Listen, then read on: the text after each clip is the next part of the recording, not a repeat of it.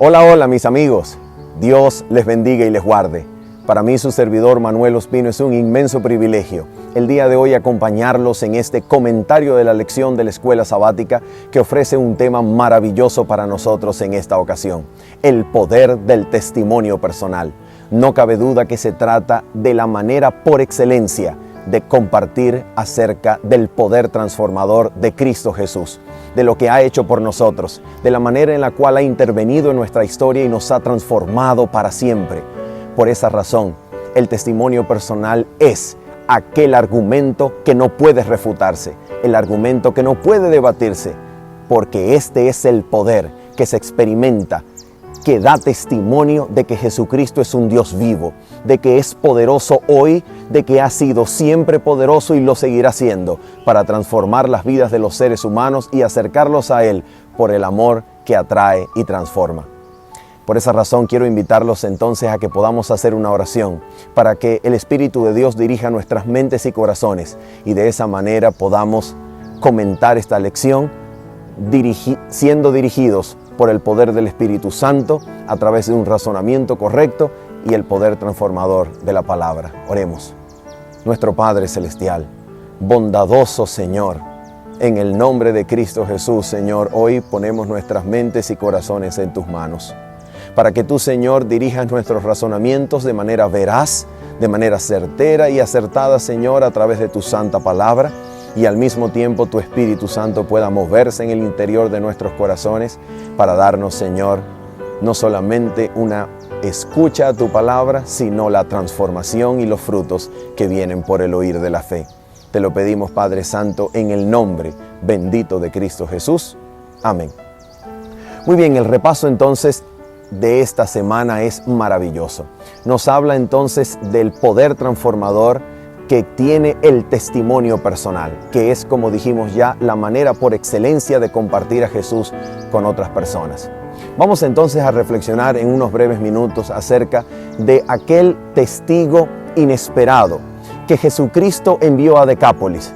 Vamos a reflexionar acerca del endemoniado que Jesucristo transforma y que envía como un misionero poderoso a la región de Decápolis, a donde quizá ningún judío hubiese tenido el éxito que él podía tener, a donde quizá el prejuicio contra los judíos hubiese hecho que ni siquiera Jesús hubiese podido tener éxito si antes no enviaba un emisario, uno que proclamara la pronta aparición de Cristo Jesús, que efectivamente tuvo éxito gracias al trabajo precursor de este que había sido endemoniado. Encontramos su historia en Marcos, capítulo número 5. Vamos allá y meditemos un poco en lo que la palabra del Señor nos dice en relación con este hombre. De acuerdo con la escena que nos describe la Escritura, este hombre se encontraba poseído por una legión de demonios. Aproximadamente entre 5.000 y 6.000 en adelante demonios poseían este hombre. Por esa razón, el cuadro que describe la Biblia es absolutamente aterrador. Un hombre que vivía en medio de los sepulcros, que era atado, y cuando era atado rompía las cadenas y los grillos con un poder increíble, sobrenatural. Y de acuerdo entonces al relato, este hombre, cuando Jesús llega y toca la tierra donde él se encuentra, sale corriendo hacia él y se postra delante de él y le dice lo siguiente. Marcos capítulo número 5. Versículo número 7. Dice así: clamando a gran voz dijo: ¿qué tienes conmigo, Jesús, Hijo del Dios Altísimo? Te conjuro por Dios que no me atormentes. Nota esto. Este hombre estaba dominado por los demonios. Sin embargo, en este hombre había algo poderoso que lo atraía a Jesucristo. Los últimos vestigios de conciencia racional que quedaba en este hombre fueron atraídos por la presencia de Cristo. Y ante la presencia de Cristo este hombre se postra, pero en el instante es dominado por las voces demoníacas que lo poseen, y quien habla y grita no es él, no es su voz consciente. No es su conciencia racional individual, es la multitud de demonios que lo posee quien le clama en alta voz al Señor diciéndole: ¿qué tienes conmigo, Hijo del Dios Altísimo? No me atormentes. Y en ese momento Jesucristo le da la orden de salir de él y abandonar la posesión de ese hombre. Lo interesante es que estos demonios le piden permiso al Señor para habitar, para poseer una piara de cerdos que pasía en el lugar. Y entonces, de acuerdo con la palabra de Dios, Jesucristo le otorga el permiso de poseer a estos cerdos que luego de ser poseídos se van y son despeñados por un risco y caen al fondo del mar. Una cosa espantosa. Ahora, la imagen que la Biblia nos está transmitiendo aquí es un claro contraste con lo que Dios hizo al principio. En el principio Dios creó al ser humano a su imagen y semejanza. Sin embargo, como resultado de la rebelión satánica, como resultado del dominio de Satanás sobre la conciencia individual, aquel hombre que fue creado a la imagen de Dios es degradado por debajo del nivel de los propios animales, por debajo del nivel de los seres sin inteligencia o de los seres sin razón, mejor dicho. Este hombre, creado a la imagen de Dios, creado para representar en dominio hombre-mundo una relación armónica que reflejara la gloria de Dios mientras el ser humano más viviera, este hombre, por causa de la posesión de Satanás y del reino de Satanás en su conciencia, este hombre es degradado por encima del nivel del animal que es considerado como más impuro en la Biblia, el cerdo. Es degradado por debajo del nivel de los cerdos porque para habitar o para poseer los cerdos, los demonios tuvieron que pedir permiso al Señor, mientras que este hombre se encontraba poseído por una legión. ¿Te das cuenta? La rebelión satánica tiene un propósito con el ser humano: destruir la imagen de Dios en el hombre, destruir la imagen moral, el carácter, esfumarlo, eliminar todo vestigio de carácter divino en el ser humano. ¿Para qué? Para hacerlo esclavo, para poseerlo, dominar hasta el punto de que toda humanidad se pierda y el ser humano cambie cualquier uso natural y se degrade hasta convertirse en un prácticamente animal poseído por el diablo, controlado y esclavizado al servicio de sus deseos y pasiones pecaminosas. De esto se trata la rebelión satánica. Lo que Jesús ahora va a hacer es que al darle permiso y después que esto sucede, ese hombre que ha sido liberado se encuentra ahora sentado. Y dice la Escritura en Marcos capítulo 5 versículo 15 lo siguiente: llegaron a Jesús y vieron al que había estado atormentado por el demonio, el que había tenido la legión, sentado, vestido y en su juicio cabal, y tuvieron miedo. Y los que lo habían visto, dice, les contaron que le había acontecido, lo que le había acontecido al que había tenido el demonio y lo de los cerdos. Entonces comenzaron a rogarle que se fuera de sus contornos. Al entrar él en la barca, es decir, Jesús, el que había estado endemoniado les rogaba que lo dejara quedarse con él, pero Jesús no se lo permitió, sino que le dijo, mira lo que Jesús ahora le dice: vete a tu casa, a los tuyos, y cuéntales cuán grandes cosas el Señor ha hecho contigo y cómo ha tenido misericordia de ti. Y él fue y comenzó a publicar en Decápolis cuán grandes cosas había hecho Jesús con él, y todos se maravillaban. ¿Estás notando el poder del testimonio personal representado y reflejado en esta historia? Mira esto: el poder transformador de Cristo, que por el dedo de Dios, de acuerdo a los evangelios, en otras palabras, por el Espíritu Santo echaba fuera demonios, ha convertido a este hombre, le ha devuelto su juicio, le ha devuelto su humanidad, le ha devuelto la imagen de Dios, lo ha hecho nuevamente humano, propiamente humano, porque el ser humano es propiamente humano cuanto más está escondido en Cristo Jesús. Mientras más absorbido está en Cristo Jesús, mientras más unido está en Cristo, más humano es verdaderamente hombre como Dios lo ha creado en el principio.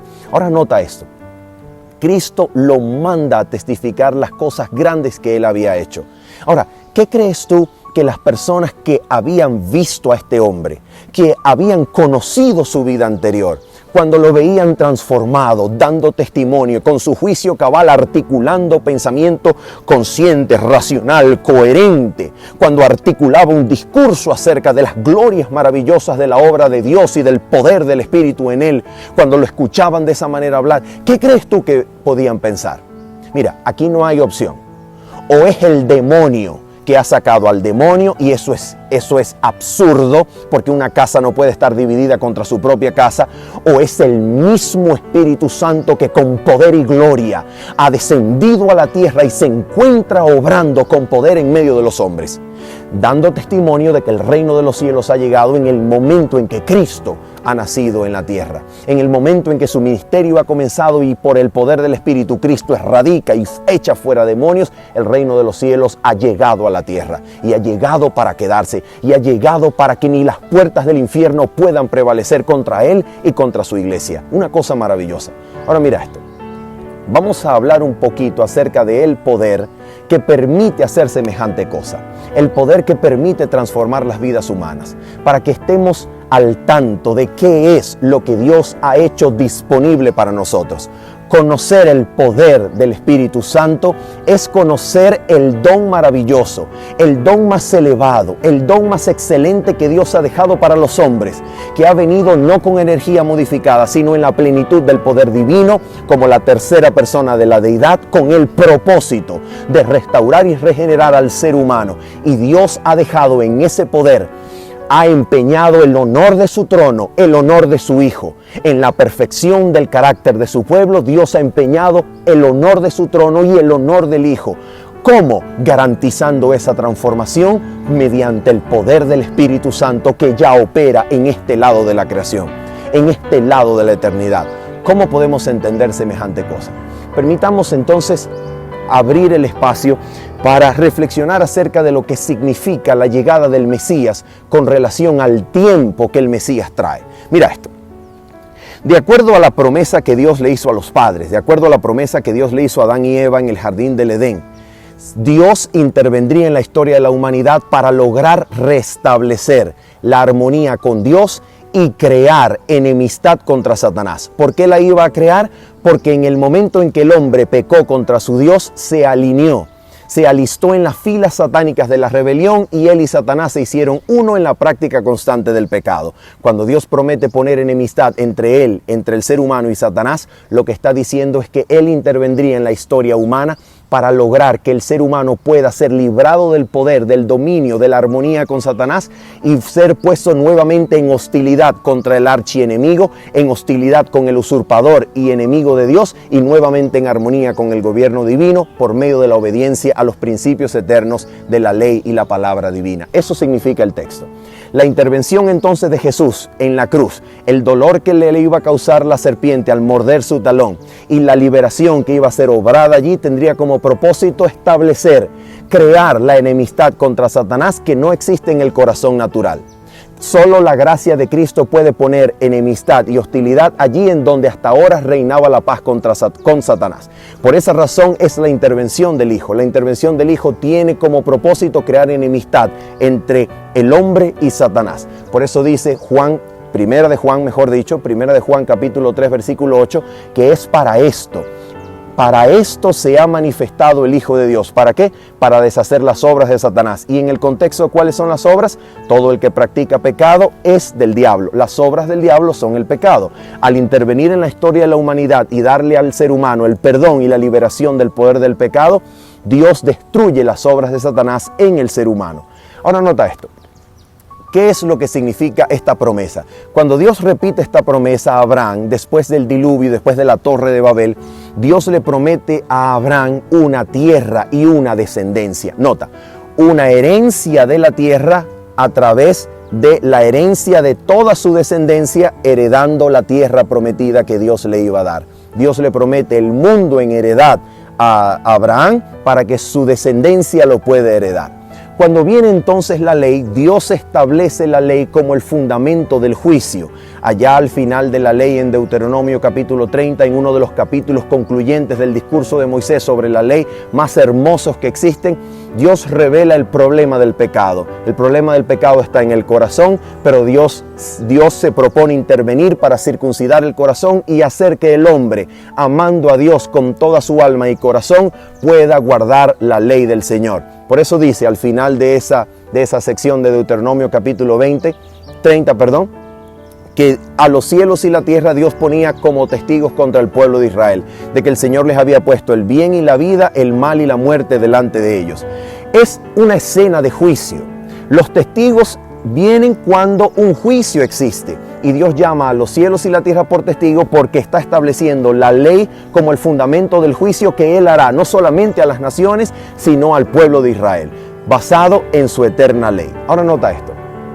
Entonces, la perspectiva de futuro en el pueblo de Israel, de acuerdo a la revelación, contenía la esperanza de la herencia, es decir, la herencia de la tierra que la descendencia de Abraham iba a heredar. Número 2, un juicio al final de los días en el cual iba a estar basado en la ley del Señor.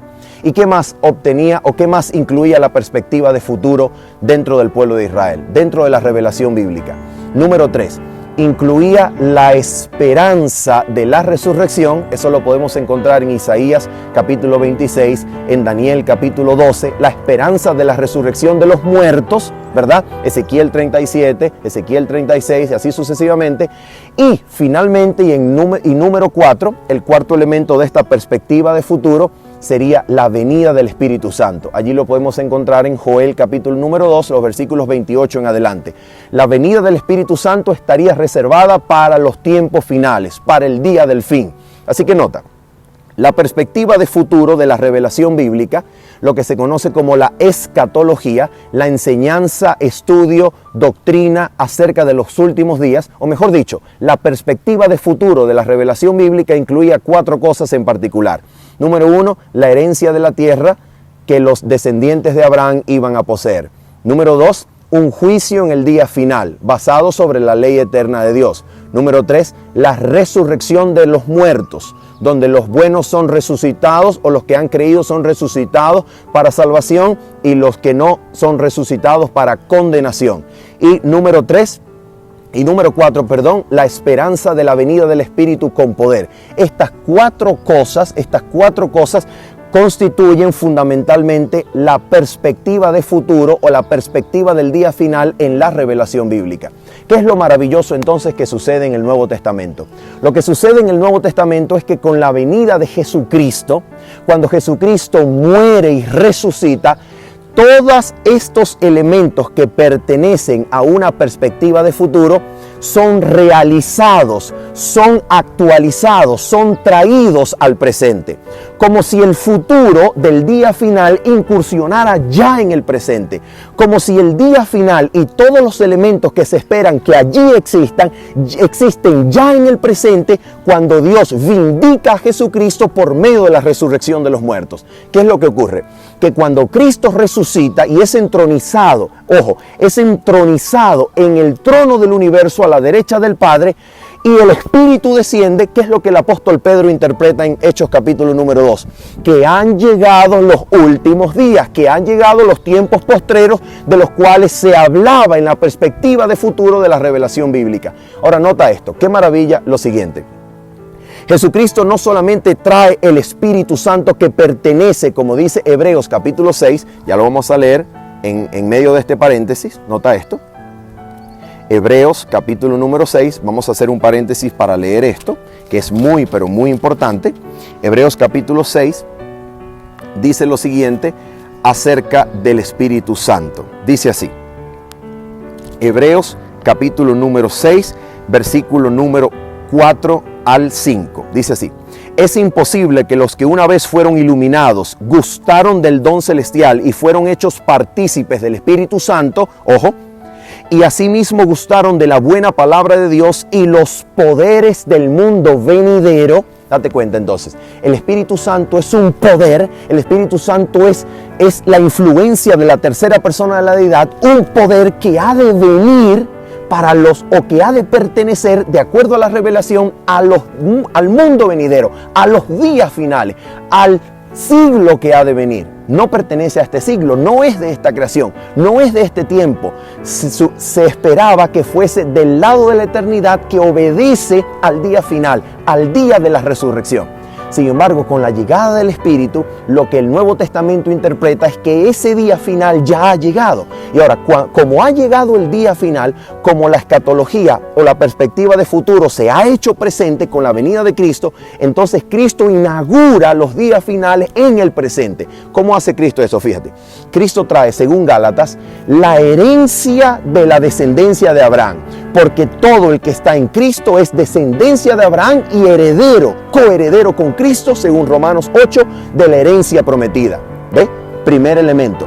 Número 2, el juicio. ¿El juicio ya ha llegado al presente? ¿El juicio del día final ya se ha hecho presente? Claro que sí, porque de acuerdo a la perspectiva de futuro, el juicio sería la vindicación o condenación de los justos y de los malos en el día final. Sin embargo, en la cruz, Dios llevó a cabo esa sentencia de juicio final. La sentencia de muerte eterna que pertenece al juicio final ya se ejecutó en la cruz de Jesús. Y en el presente, los redimidos pueden escuchar el veredicto, la declaración poderosa de parte de Dios de que en el presente son librados de condenación, son justificados. La sentencia final actualizada en el presente. Y el que escucha de parte de Dios la declaración, justo eres mi hijo, entonces en ese momento ya no tiene que tener temor de la condenación final, porque no hay condenación para todos los que están en Cristo, porque en Cristo esa condenación del día final ya se ejecutó en Jesús. Ahora nota esto. Número 3. ¿Qué es entonces lo que hace corresponder el veredicto presente de justificación al veredicto final del juicio final? ¿Qué es lo que garantiza que este veredicto corresponda con el final?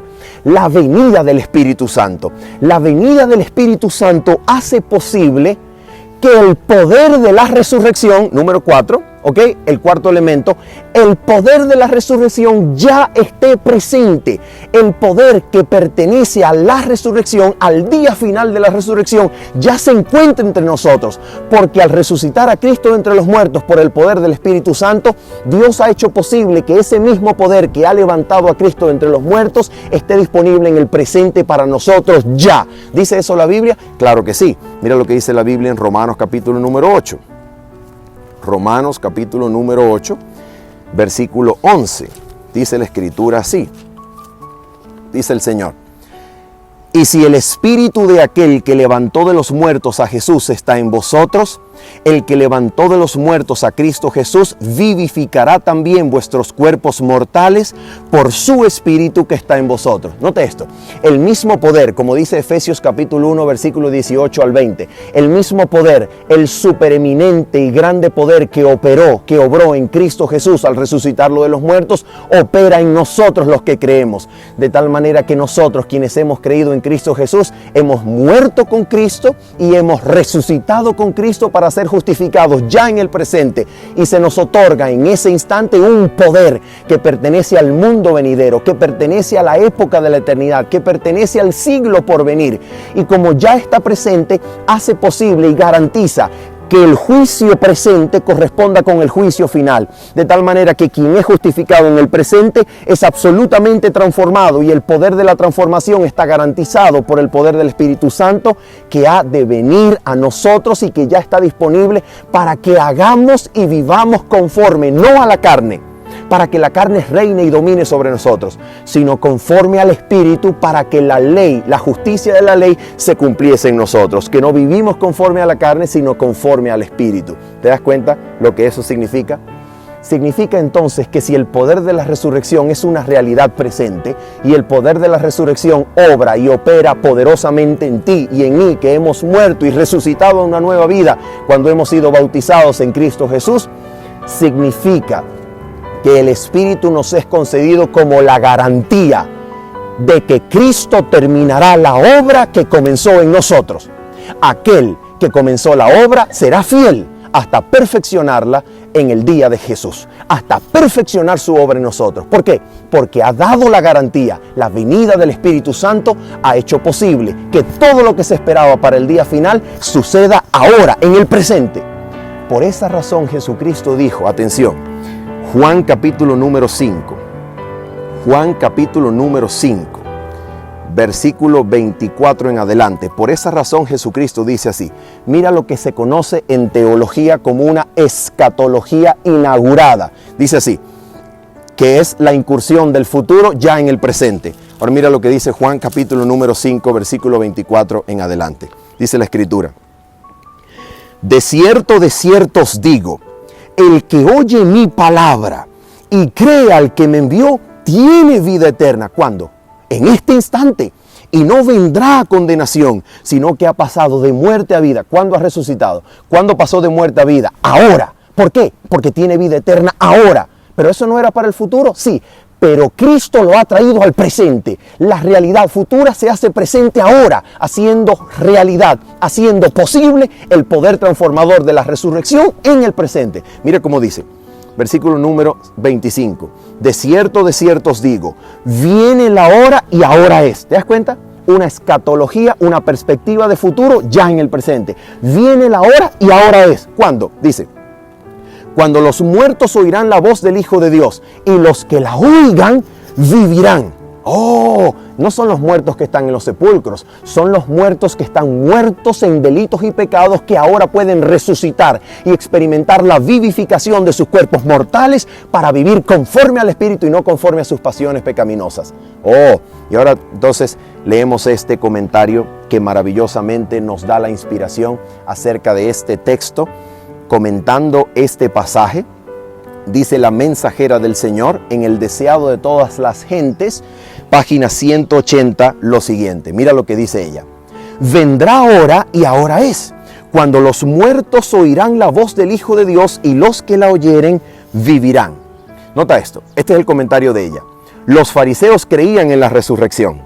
Cristo les dice que ya está entre ellos el poder que da vida a los muertos, y que han de contemplar su manifestación. Este mismo poder de resucitar es el que da vida al alma que está muerta en delitos y pecados. Ese espíritu de vida en Cristo Jesús, el poder de su resurrección, libra a los hombres de la ley del pecado y de la muerte. ¿Qué significa esto? Mira la conclusión de la cita, página 180, párrafo 1.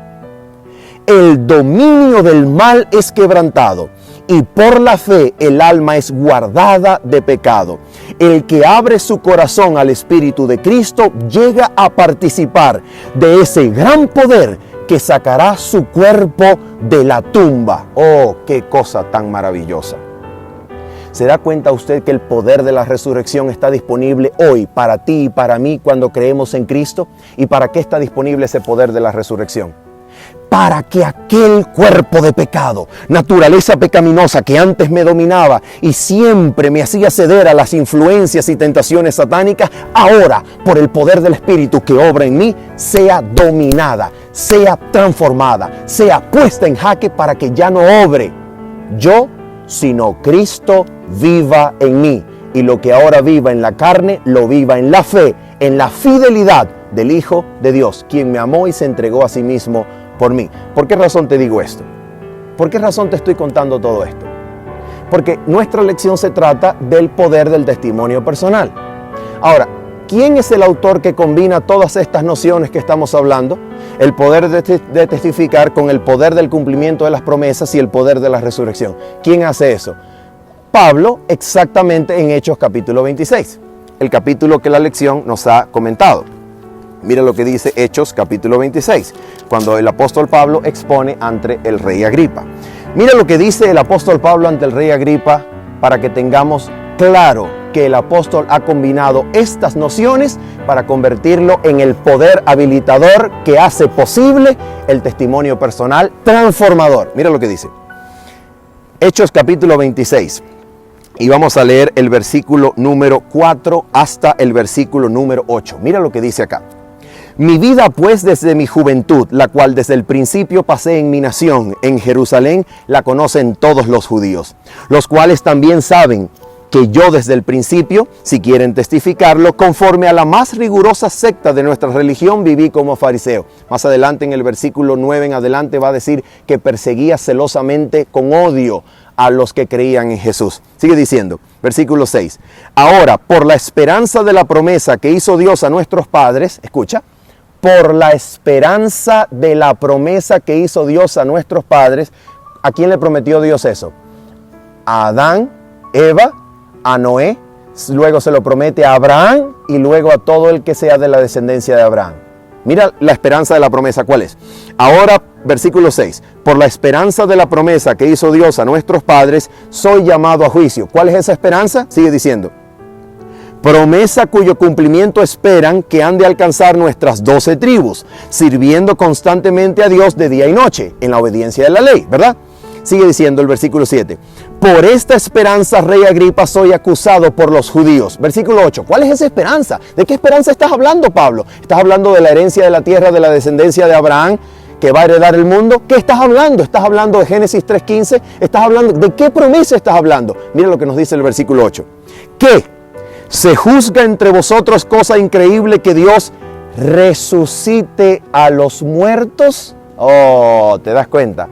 La resurrección de Cristo de entre los muertos es el anuncio contundente, real, poderoso, maravilloso de que todas las promesas hechas por Dios en el Antiguo Testamento a los padres son vindicadas, son reales y ya están en el presente, existen. Quien vive para Dios ya no ha de esperar la resurrección de los muertos para poder obedecer a Dios. No, Señor.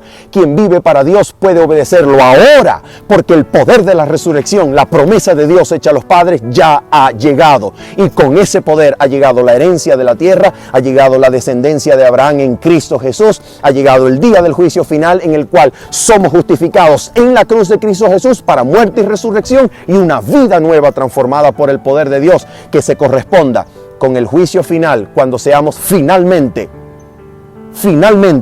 seamos herederos, seamos declarados, seamos puestos nuevamente en completa y absoluta armonía eterna con la herencia que nos corresponde en Cristo Jesús. Siendo salvos del pecado, no condenados. De eso se trata. Ahora mira lo que dice entonces Pablo. En el versículo número 12 en adelante, el apóstol comienza a contar el testimonio del encuentro, cómo se encontró con Jesucristo.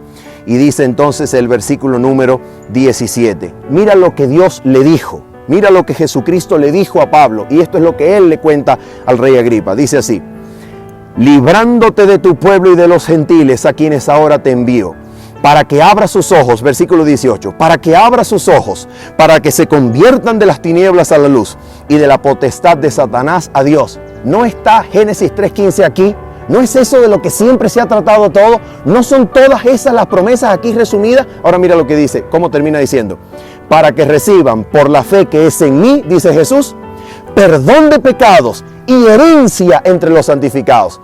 ¿Quién hace posible eso? ¿Quién hace posible semejante cosa? Versículo número 19, termina el apóstol diciendo, por lo cual, rey Agripa, no fui rebelde a la visión celestial, sino que anuncié primeramente a los que estaban en Damasco y Jerusalén y por toda la tierra de Judea y a los gentiles, y para que se arrepientan y se conviertan a Dios haciendo obras dignas de arrepentimiento. Y mira cómo termina el testimonio, versículo número 22 al 23. Pero habiendo obtenido auxilio de Dios, persevero hasta el día de hoy, dando testimonio a pequeños y a grandes, no diciendo nada fuera de las cosas que los profetas y Moisés dijeron que iban a suceder. Mira, no diciendo nada fuera de las cosas que Moisés, la ley y los profetas, todo el Antiguo Testamento, habían anunciado que iban a suceder. ¿Qué es eso? Las promesas hechas a los padres. ¿Y de qué se trata las promesas? Mira esto, versículo 23. Que el Cristo había de padecer y ser el primero de la resurrección de los muertos para anunciar luz al pueblo, es decir, a Israel y a los gentiles. ¿Te das cuenta lo que el poder de la resurrección significa? El poder de la resurrección significa además que finalmente este poder hace posible en Cristo que Israel y los gentiles se unan para que la promesa de Dios a Abraham, en tu descendencia, en tu simiente serán benditas las naciones de la tierra, Génesis 22, 18, finalmente se cumpla. Como Cristo ha traído el poder de la resurrección, ese poder atrae a los gentiles y a Israel y se hacen en la cruz de los dos pueblos uno, aboliendo las enemistades y la pared intermedia de separación. De los dos pueblos se hace uno. ¿Para qué? Para que ya no haya ni judío ni gentil, ni griego ni bárbaro, ni nada, sino que todos sean ¿qué? Uno en Cristo Jesús. Cumplimiento de las promesas hechas a Adán, a Eva, a Noé, a Abraham y a todo el Antiguo Testamento. De eso se trata el Antiguo Testamento. Ahora entonces, ¿qué es lo que habilitó a Pablo a decir eso? ¿Será que esto que habilitó a Pablo a decir ese testimonio es distinto a lo que habilitó a Juan y a Pedro a contar su testimonio? Terminamos con esto. Mira lo que dice Hechos capítulo número 4. Hechos capítulo número 4. Recuerda lo que pasó en Hechos capítulo 4. El cojo, el hombre que había estado cojo en la puerta de la Hermosa, ruega a Pedro y a Juan que le den algo de limosna. Y el apóstol Pedro le dice, no tengo oro ni plata, pero de lo que tengo te doy. En el nombre de Jesucristo, levántate y anda. ¡Oh! ¿Quién hace posible semejante poder? Mira lo que dice ahora el concilio que se reúne para evaluar en nombre de quién había sido hecho este milagro. Con el poder de quién, con la autoridad de quién se había hecho este milagro. Mira lo que determina el concilio. Versículo número 13. Entonces, viendo la valentía de Pedro y de Juan, y sabiendo que eran hombres sin letras y del vulgo, versículo 13, se admiraban y les reconocían que habían estado con Jesús. A ver, que habían estado con Jesús, ¿en qué sentido? No puede significar este texto que el concilio reconoció a Juan y a Pedro como que habían estado con el Jesús que había llevado a cabo 3 años y medio de ministerio durante su vida terrenal antes de la cruz. No tiene sentido, porque incluso Juan era familiar de algunos de los principales del concilio. Ellos sabían que estos hombres habían sido discípulos de Jesús de Nazaret. Lo que ahora están reconociendo es que ellos dos, por su valentía y por el poder de testificación que dejan maravillados a todo el mundo, por el poder de haber levantado a ese hombre de la cojera, ellos reconocen que estos dos discípulos habían estado con el Jesús resucitado. De eso se trata. Como han estado con el Jesús resucitado, tienen esa valentía. Como han visto a Jesús resucitar, pueden estar dispuestos a dar su vida como ofrenda, si es necesario, en la muerte y derramar su sangre en martirio, porque ya la muerte no les importa. Porque si el Espíritu ha llegado y ha traído la resurrección en el presente, la resurrección es una garantía. Y la garantía de que vamos a resucitar es que ese Espíritu que me va a levantar de la tumba en el día final, ese es el mismo Espíritu Santo que me hace transformar el carácter, que me cambia el tono de la voz, que me cambia mi vida pasada, que deja atrás el pecado y me da una vida nueva, que me da el poder de vencer mis defectos de carácter, que me da el poder de vencer los pecados que me han esclavizado, que me da el dominio sobre el pecado para que ahora la imagen de Dios que ese endemoniado había perdido, ahora sea restituida. Y por el poder del Espíritu, el poder de la resurrección, el poder del día final, ahora en el presente, tú y yo podamos recuperar la imagen moral de Dios con que fuimos creados en el principio. De eso se trata todo, de eso se trata toda la Biblia, de eso se trata el testimonio personal, de eso se trata el poder que habilita para dar testimonio, para decir qué cosa. Escucha esto, termino con esto. ¿Ha escuchado usted en su iglesia, en su familia, en medio de su congregación, el dicho que dice: no me mires a mí, porque yo soy imperfecto? No me mires a mí, mira a Cristo. Y cuando estamos discutiendo y alguien dice: pero es que tú eres cristiano, ¿cómo vas a actuar así? Uno dice, aquel hombre que es reprochado dice: pero es que yo no soy perfecto, yo no soy el modelo, no me mires a mí, mira a Cristo. Bueno, les voy a decir una cosa. Esa declaración tiene algo de verdad y algo de mentira. ¿Sabes por qué? Porque ciertamente no tenemos modelo humano, nuestro modelo es Jesucristo.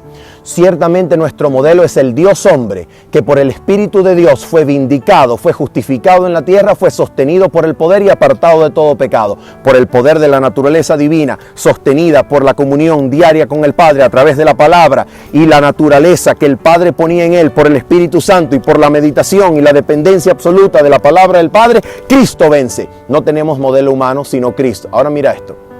El modelo de Cristo es para nosotros. ¿Para quién más? No tomó la naturaleza de los ángeles, sino que asumió la naturaleza humana para decirnos en esta tierra, que aquel que fue tentado en todo pero sin pecado es poderoso para salvar y librar a todo aquel que se acerca a él en la hora de la prueba. Hebreos 2:17. Era necesario que Él fuese como nosotros para que, siendo como nosotros, pueda vencer, sostener y por su poder darle la victoria a todo aquel que acude a su trono para hallar oportuno socorro, oportuna ayuda en el momento de la tentación. Hebreos 2:17. Ahora nota esto. Entonces quiere decir que yo puedo decirle a mis hermanos y al mundo: mira, yo no soy tu ejemplo por excelencia. Pero yo te puedo decir hoy, mírame, imítame a mí, porque yo soy imitador de Cristo. ¿Lo decía Pablo, sí o no? Lo decía Pablo.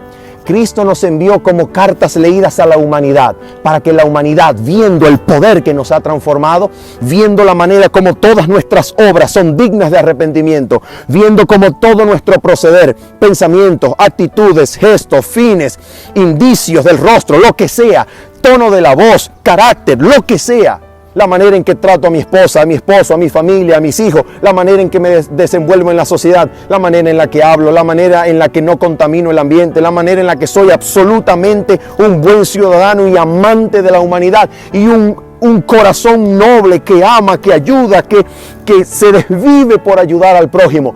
Eso es lo que el apóstol Pablo dijo: miradme a mí, imitadme como yo soy imitador de Cristo.